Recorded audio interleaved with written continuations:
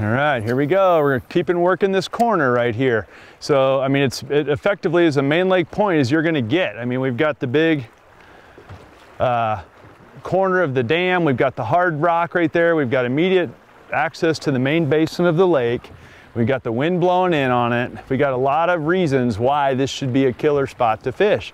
And it's just, you know, sometimes you can't fight it. As much as I came here, I mean, you can look, I threw in jerk baits, crankbaits, spinner baits, 4 different crankbaits, lipless crankbait.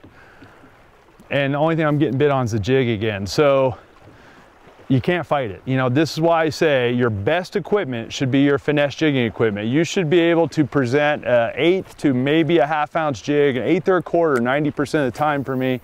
You should be able to present that, whether it be a minnow body, a power grub, a tube jig, a pro shad, a flat nose minnow, a pro twitch tail. There's a bajillion baits that can go on an 1/8 ounce or 1/4 ounce jig head, and it will put you in the hunt for everybody. It's not too big, it's not too small.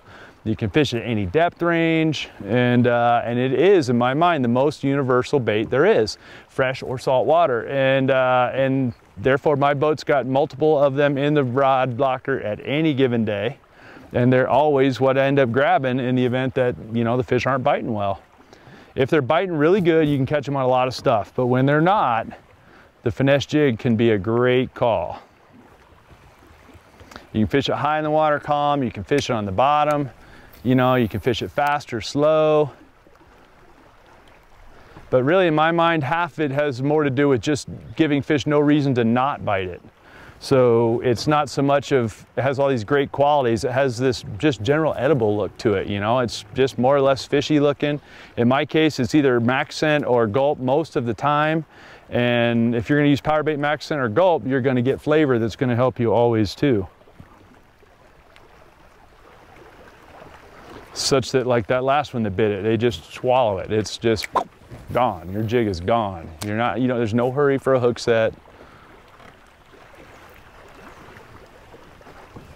Now, I'm just looking, guys, and it don't take a genius to figure out there's a big shade line against that hard piece of concrete structure right there. Got him right there. That was another deep one, guys, and that's a big one there too. Look at him go. I'll just stick to finesse jig and that'll be fine. I almost find myself making excuses for why we throw the jig so much, but you know why we throw the jig so much? Because it works so much. We just got back from a trip to South Florida and caught all of our fish doing exactly what we're doing right now. That's another good size one, guys. Oh, there he goes. Revo Rocket is such a perfect reel for dealing with wipers. Nice one, guys, nice one. Nice fish, look at that. That's a nice one. All right, we're gonna have to anchor the boat right here. This one's gonna be interesting. I'm gonna have to get a net out. That's a nice one, guys. That's a nice one. Play nice fish, play nice fish. Oh, I knew he was gonna do that.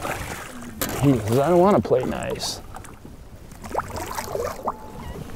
The shoulders on that one, guys. That will work. That's why we came to John Martin. You know, like I said, we were fishing some of the other lakes around here, and just the conditions just weren't that good. And we're like, why would we do that when we have a fantastic fishery like this one right here? So we came to check it out.